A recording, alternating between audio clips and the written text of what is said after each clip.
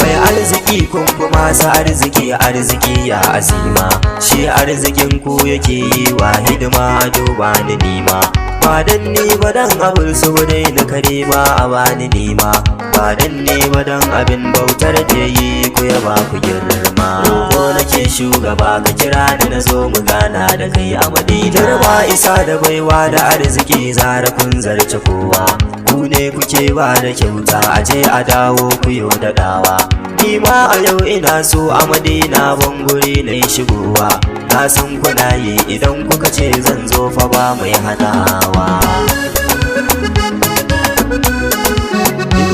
Da salo na laddabi za na shigo in gaida baba na azima, limamin mala'iku an biya idika ka ɗara su girma, komai na Allah yana gonka shugaba ka kare ni himma, kullum a ce na fi kowa ƙaunar kakar a bar ni nima.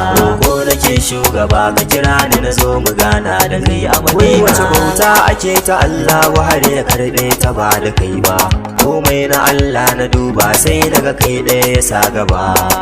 Kai kaɗai ne ka rayu baka taɓa saba wa kaliki ba, waye kai ka kyawun ɗabi'a a ko'ina ba zan gina faɗa ba.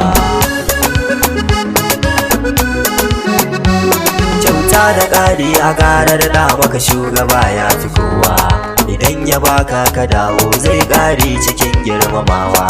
Mai arziki ne uban ma'azurta shi ke wadata kowa, kyauta da aljanna ko da yaushe annabi yana rabawa. Ko nake shugaba ka kira ni na zo mu gana da kai a Madina. Ashe mu fa mun rabauta da alkhairin da baya yankewa, muna yaban mai gida Allah dai shi ya fara yabawa. Kaji wanda Allah ke rarrashi yake tausasawa, mai wa mara maita izura mai tashe gwani ya fi kowa.